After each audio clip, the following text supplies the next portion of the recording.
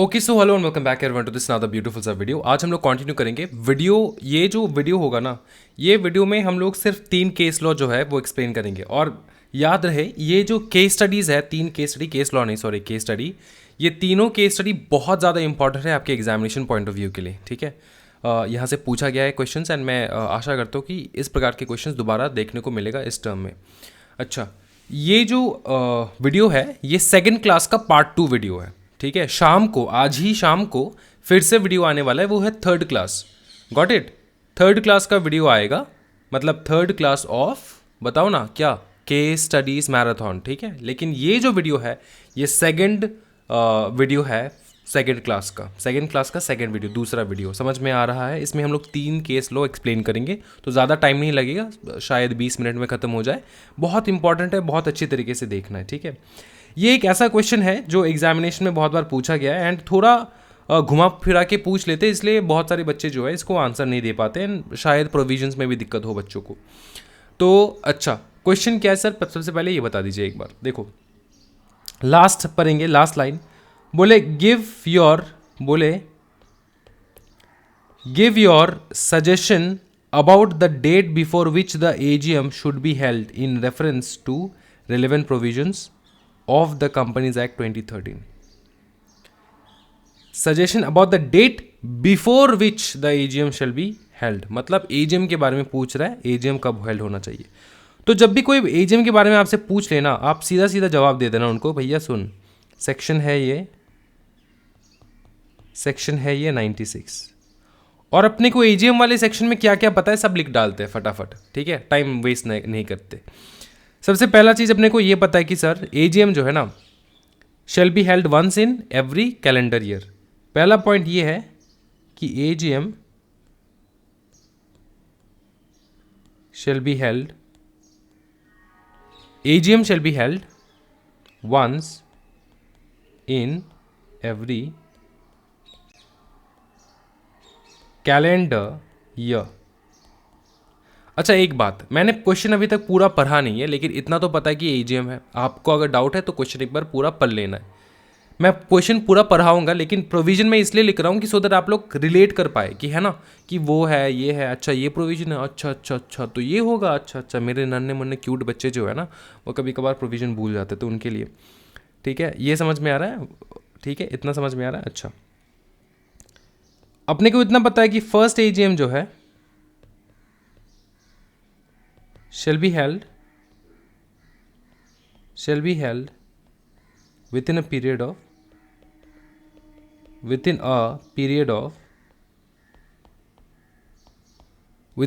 of 9 months from the end of financial year। तो पहला AGM किसी भी कंपनी का हो रहा है, वो पहला साल खत्म होने के बाद 9 महीने के अंदर अंदर एजीएम कर लेना है ना, ये पता है। थर्ड, अपने को ये पता है जो भी सब्सिक्वेंट एजीएम है, AGM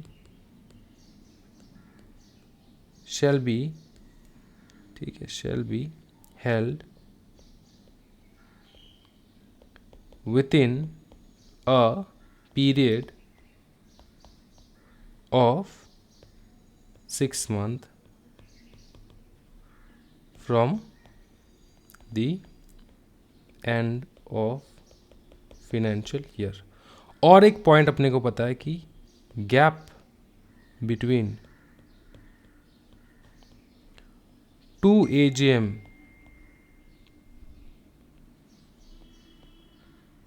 shall not be more than 15 months। इतना आपको पता है, इतना मेरे को भी पता है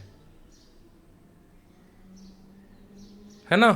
इतना आपको भी पता है, इतना मेरे को भी पता है, तो कोई दिक्कत वाली बात नहीं है। इतना आपको भी पता है, इतना मेरे को भी पता है। अच्छा, अभी तक मतलब आपको लग रहा होगा क्वेश्चन इजी है सर, एजीएम से पूछा गया, मतलब आपका जो है ना मज़े लेने वाला है क्वेश्चन। देखो अच्छे से क्या पूछा गया। लास्ट एनुअल जनरल मीटिंग जो हुआ है of one of the top 100 listed company was, मतलब जिस कंपनी के बारे में हम लोग बात कर रहे हैं वो one of the top 100 listed companies में से एक है, was held on 25 May 2018 pertaining to the financial year 2017 and 2018. फिर लिखे the board of directors of the company is planning to hold this year's AGM at a possible later date due to the technical issues in finalization of accounts.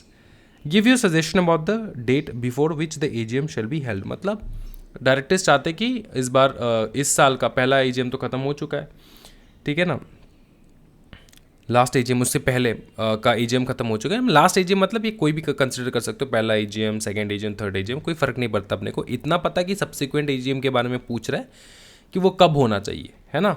पूछ रहा है कि date finalise करने में दिक्कत हो रहा है डायरेक्टर्स को, आप बता दीजिए लास्ट डेट कौन सा होना चाहिए। The date before the AGM should be held, last date कौन सा होना चाहिए बता दीजिए। तो अपने को तो नॉर्मली सर अगर देखा जाए तो अपने को तो पता है सर 9 मंथ्स, ये तो फर्स्ट एजीएम के लिए था, लेकिन यहाँ पे तो फर्स्ट एजीएम का कोई स्टोरी नहीं है, सब्सिक्वेंट एजीएम है। तो सब्सिक्वेंट एजीएम है तो 6 मंथ सर, 6 मंथ है और 15 मंथ्स, इन दोनों का थोड़ा ख्याल रखना होगा। क्योंकि ख्याल क्यों रखना होगा, क्योंकि भाई मेरे इन दोनों से ही डिटरमाइन होगा कि क्या होने वाला है। अब मैं आपको 2 मिनट दूंगा समय, ठीक है, आराम से बैठो, सोचो कि क्या हो सकता है, ठीक है। अच्छा, ये फाइनल आंसर नहीं रहेगा, फाइनल आंसर कुछ और रहेगा। मैं अभी एक आंसर लिखवाऊंगा आपको, वो फाइनल आंसर नहीं है। तो बच्चे आधे में जो है ना कमेंट सेक्शन में जाके आप लिख मत दीजिए सर आप गलत लिखवा रहे हो, सर आप गलत लिखवा रहे हो, ऐसा मत कीजिएगा, ठीक है ना। थोड़ा भरोसा रखो, हम लोग एक बार कैलकुलेट करते हैं, ठीक है। 6 मंथ 15 मंथ्स, मैं पहले गलत चीज़ करवाऊंगा जो कि आप लोग करोगे गलत, उसके बाद में उसको सही करवाऊंगा, ठीक है। अच्छा, 6 महीने 15 मंथ्स, ये अपने को पता है।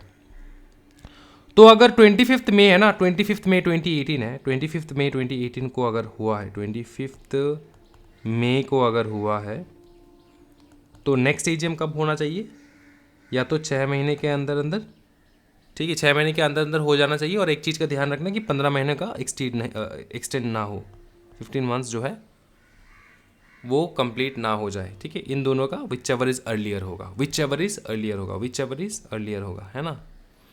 6 महीने अगर हम लोग काउंट करें तो क्या निकलता है पता है, मई, ठीक है, मई में हुआ है तो फाइनेंशियल ईयर कब एंड होता है, मार्च को होता है।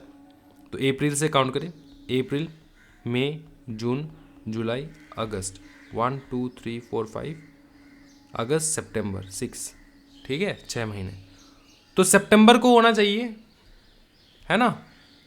कौन से डेट को होना चाहिए बताइए सर फटाफट। सितंबर को सर, सितंबर को हो जाना चाहिए, सितंबर को हो जाना चाहिए, हाँ सर सितंबर को हो जाना चाहिए सर, लेकिन सितंबर को हो जाना चाहिए पक्का पक्का, हाँ सितंबर सर, ठीक है, सितंबर के महीने में हो जाना चाहिए। आप श्योर हो? हाँ सर हम श्योर है, कोई दिक्कत वाली ऐसी बात नहीं है सर, ठीक है। तो सितंबर में लास्ट डे होता है 30 सितंबर को हो जाना चाहिए, ठीक है।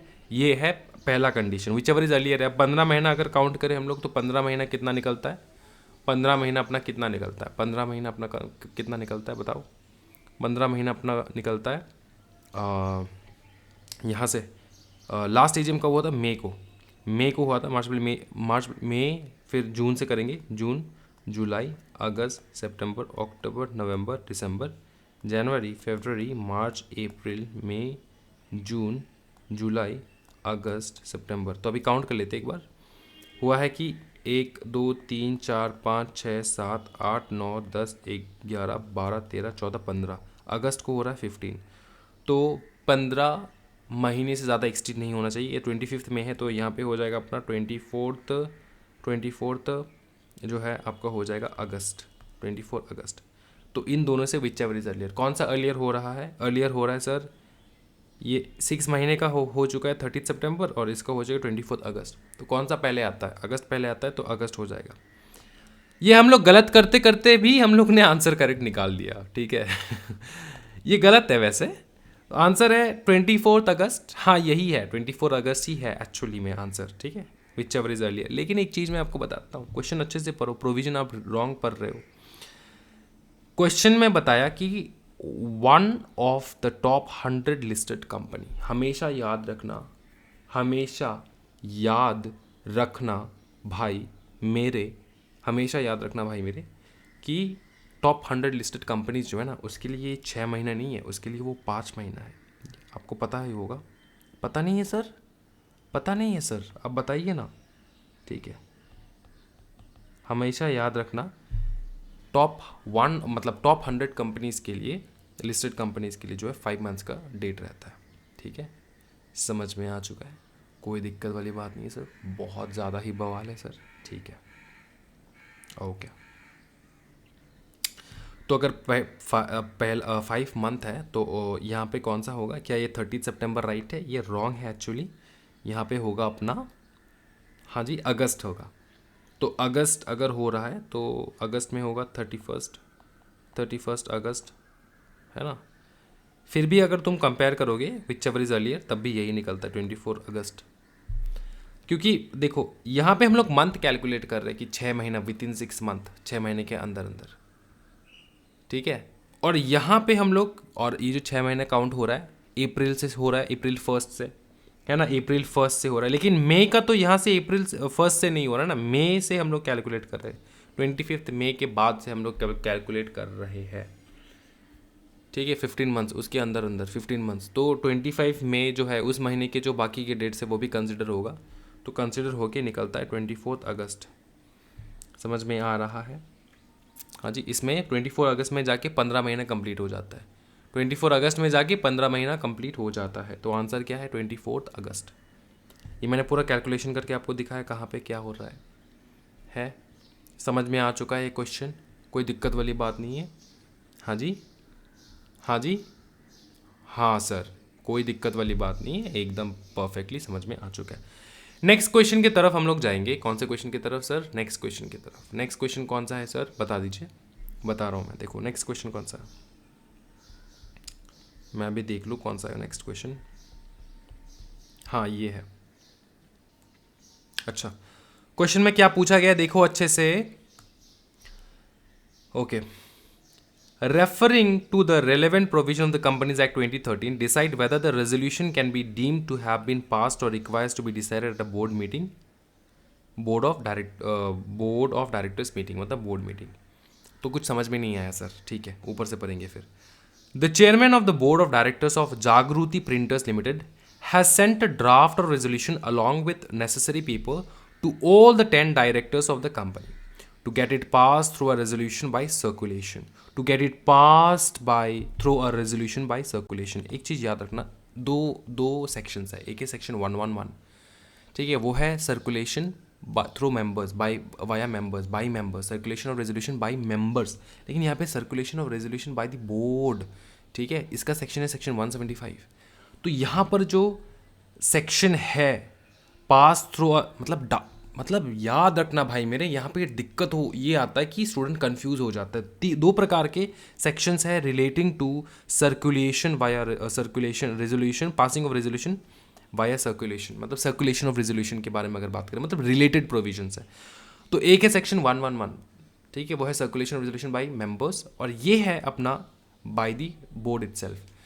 तो बोर्ड क्या करता है यहाँ पे सेक्शन 175 में ये बताया कि रेजोल्यूशन, कभी कभार ये होता है कि रेजोल्यूशन हम लोग पास कर लेते हैं, सारे बोर्ड को हम लोग पास करते हैं, क्या पास करते हैं, सेंड करते हैं मैटर्स, और सब जो है बोर्ड मीटिंग कंडक्ट ना किए हुए सर्कुलेट कर लेते हैं कि ये बात है, इसमें डिसीजन लेना है। तो सब लोग अपने मेल आईडी वगैरह में रिसीव करते हैं, एंड उस प्रकार से वो लोग वोट कर लेते हैं कि ठीक है। Board meeting, practical board meeting नहीं होता है, ठीक है। तो यहाँ पे बोले कि has sent a draft of resolution along with necessary papers to all the 10 directors of the company. 10 के 10 डायरेक्टर को एक ड्राफ्ट रेजोल्यूशन भेजा गया है, ठीक है। 10 के 10 डायरेक्टर्स को, 10 डायरेक्टर्स को एक ड्राफ्ट रेजोल्यूशन भेजा गया है, ठीक है, of the company to get it pass through a resolution by circulation. और ये रेजोल्यूशन पास करना है, ये रेजोल्यूशन बोले कि ये रेजोल्यूशन पास करना है वाया सर्कुलेशन, ठीक है, वाया सर्कुलेशन। अब इसका कुछ प्रोविजंस है, कुछ प्रोविजंस है।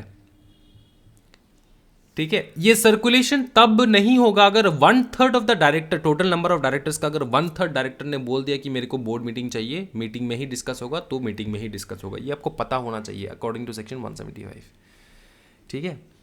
अच्छा, अब हुआ क्या देखो कि the last date for satisfying the assent और डिसेंट, हाँ या ना, इज 20 सितंबर, जो भी है कोई दिक्कत नहीं है, 15 नवंबर। अच्छा, वहाँ पे से 6 डायरेक्टर्स कम्युनिकेटेड देयर एसेंट, उसमें से 6 डायरेक्टर्स ने बोला यस। ठीक है। Remaining 4 directors requested the resolution must be decided at a meeting. बाकी के जो 4 डायरेक्टर्स है उन्होंने नो बोल दिया, बोला कि रेजोल्यूशन सर्कुलेशन से पास नहीं होगा, मीटिंग बुलवाओ। अब पूछा यह गया है कि referring to the relevant provision companies act decide whether the resolution can be deemed to have been passed or requires the decision of the board in the board meeting। तो पूछा गया कि क्या वो रेजोल्यूशन सर्कुलेशन से पास हो सकता था या फिर बोर्ड मीटिंग ज़रूरी है, ये पूछा गया। तो अपना प्रोविजन सीधा है, सिंपल है। ठीक है, सिंपल, एकदम simple. where not less than 1/3 of the total number of directors of the company for the time being requires that any resolution under circulation must be decided at a meeting, the chairman shall put the resolution to be decided at the meeting of the board। समझ में आ रहा है? 1/3 समझ में आ रहा है? हाँ जी, हाँ सर समझ में आ रहा है। तो सिंपल सा बात इतना है, 1/3 है ना, 4 डायरेक्टर्स ने नो बोल दिया, तो अपने को पता है कि 1/3 ने अगर रिक्वेस्ट किया कि बोर्ड मीटिंग में ही डिस्कस होगा, ठीक है, बोर्ड मीटिंग में ही डिस्कस होगा, तो बोर्ड मीटिंग हम लोग बुलवाएंगे, सर्कुलेशन से पास नहीं करेंगे। तो यहाँ पर अपने को यही चेक करना है कि क्या 1/3 का जो प्रोविज़न है वो सेटिस्फाई हुआ है कि नहीं। तो आंसर है यस, मोर देन 1/3 ने सेटिस्फाई किया है ना, मोर देन 1/3 ने सेटिस्फाई हुआ है, मोर देन 1/3 ने रिक्वेस्ट किया। 4 बंदे, 10 बंदे में से 4 बंदे ने बोला कि चाहिए। समझ में आ रहा है? हाँ जी। तो जैसे अपने को पता है कि मोर देन 1/3 ने अप्लाई कर दिया फॉर अ मीटिंग, तो इसलिए आंसर ये रहेगा कि भैया, आंसर कैसे लिखोगे? कंक्लूजन में ऐसे लिख दो। कंक्लूजन कैसे लिखोगे बताओ फटाफट। कंक्लूजन में यहाँ पे क्या लिखोगे कंक्लूजन में?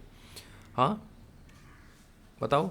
इन द गिवन केस लिखो, in the given case, in the given case. मैं डिक्टेट करूँगा, आप लिखो फटाफट। अच्छा लिखवा भी देता हूँ फटाफट, आ जाओ। majority directors, majority directors, majority directors had communicated their assent, communicated their assent। ठीक है,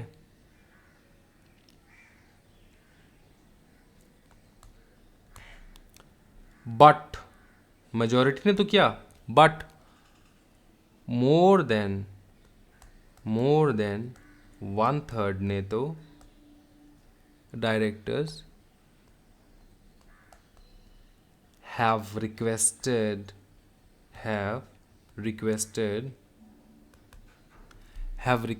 that the resolution, that the resolution must be decided at a board meeting, must be decided at a board meeting,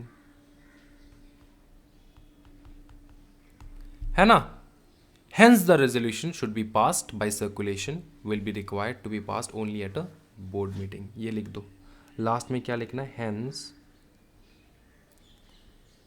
यहाँ पे जगह नहीं है मेरा, ठीक है, तो आपको क्या लिखना है मैं बता दे रहा हूँ, लिखो फटाफट। Hence the resolution sought to be passed by circulation will be required to be, मतलब sought to be passed मतलब क्या कि जो हम लोग सोच रहे थे कि बाई सर्कुलेशन पास कर देंगे, वो अभी नहीं हो सकता। Will be required to be passed at a board meeting only, will be required to be passed at a board meeting only at a board meeting, या फिर board meeting only at a board meeting, कुछ भी लिख सकते हो, कोई दिक्कत वाली बात नहीं है सर।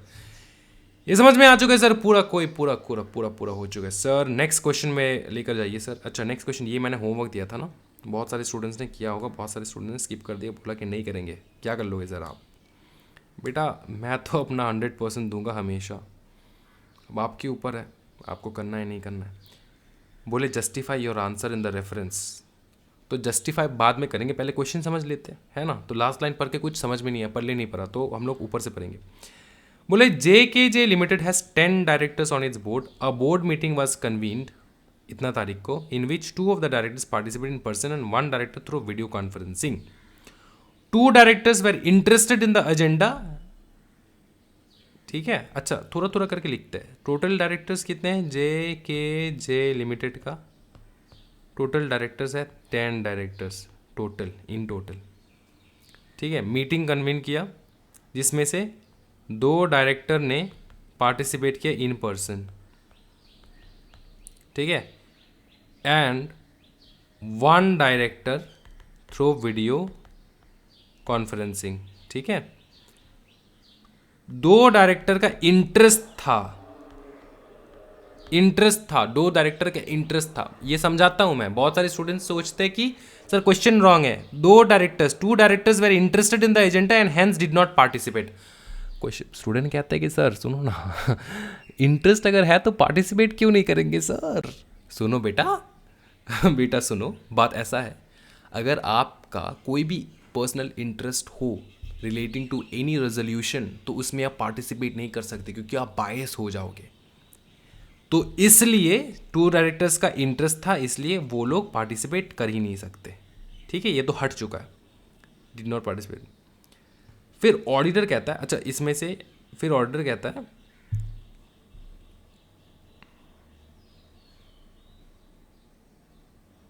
टोटल डायरेक्टर था 10, इसमें से 2 डायरेक्टर आया इन person and 1 director video conference, 2 का इंटरेस्ट ही था और बाकी आए नहीं। ठीक है, तो इसका कंपनी का ऑडिटर कहता है कि कोरम प्रेजेंट नहीं था, was not present for the meeting to be valid. Do you agree on the auditor, justify your answer. तो यही पूछा गया कि क्या आप एग्री करते हो ऑडिटर से, जस्टिफाई करो। और जस्टिफाई ऐसे हाँ हाँ हाँ ऑडिटर बोल रहा होगा सही होगा ऐसा नहीं बेटा।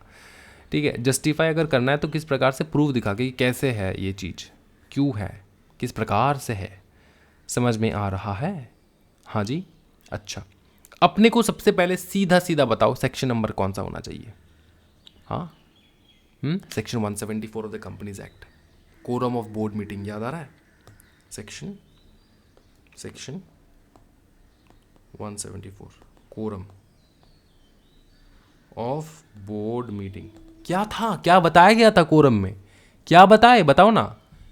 हाँ बोलो, बोले कि कम से कम 1/3 ऑफ द टोटल डायरेक्टर को आना चाहिए, ऑफ टोटल, या फिर और बोला और 2 डायरेक्टर whichever इज हायर। तो 10 में से अगर हम लोग 1/3 निकाले तो इसका कितना निकलता है? 1/3 अगर निकाले हम लोग तो 3.33 निकलता है नॉर्मली। ठीक है, 1/3 निकालो 10 का। हाँ जी करो ना, 1/3 निकालो 10 का, 10 × 1/3 कर लो, 3.33 निकलेगा। ठीक है, इसको हम लोग राउंड ऑफ कर देते 4 में, 4 डायरेक्टर्स में। ये राउंड ऑफ वगैरह हो जाता है, ये तो आपको पता ही है। हाँ जी, हाँ राउंड ऑफ होता है। तो 4 डायरेक्टर में हम लोग, तो टोटल है अपना 4 डायरेक्टर प्रेजेंट होना चाहिए। तो कितने प्रेजेंट थे भाई मेरे? या फिर 2 directors which ever is earlier, अब विच एवर इज हायर, तो हायर कौन सा है? ये 4 डायरेक्टर, इसी को कंसिडर करेंगे। कितने आए बताओ ना? 2 डायरेक्टर आया इन पर्सन, 1 डायरेक्टर था वीडियो कॉन्फ्रेंसिंग में, तो टोटल चाहिए 4। तो 2 का तो इंटरेस्ट था, वो तो था नहीं, और बाकी डायरेक्टर्स थे ही नहीं। तो टोटल यहाँ पे निकल रहा है, नॉर्मली जो पार्टिसिपेट किया टोटल नंबर ऑफ डायरेक्टर्स 3, लेकिन अपने को चाहिए होगा 4। ठीक है, तो क्या ऑडिटर ने जो बोला वो सही बोला? हाँ जी, हाँ सही बोला। समझ में आ रहा है? कोरम प्रेजेंट नहीं है, तो आपको यही लिख लेना है कि since 2 directors attended in person and 1 director through video conferencing, that is total 3, and the total requirement of quorum is 4, which is ठीक है 4, thus there was an absent of quorum, the claim of auditor is correct। तो आपको ये conclusion मैंने जो बताया वो पूरा लिख लेना। इसको लिखने से पहले आपको दिखाना होगा कि कैसे है चीज़ें। ठीक है, देखो कैसे दिखवाना होगा, आप लिखने के समय पे ना ऐसे लिखोगे, कंक्लूजन के समय टोटल स्ट्रेंथ है, टोटल स्ट्रेंथ है 10। इसके साथ हम लोग करेंगे इंटू 1/3 का, जिसका निकलता है 3.33। ठीक है, it is rounded to 4 director. ठीक है, it is rounded to 4 director. ठीक है, फिर आप लिखोगे यहाँ से hence directors required for quorum is 4 director. ठीक है, फिर आप लिखोगे जो मैंने डिक्टेट किया, आपको समझ में आ रहा है। Since 2 directors attended in person and 1 director through video conferencing, there was an absence of quorum. The claim of order is correct. ठीक है, क्या लिखोगे? Since 2 directors attended in person and 1 director in video conferencing, ठीक है, there was absent in quorum. There was an absence of quorum. Thus,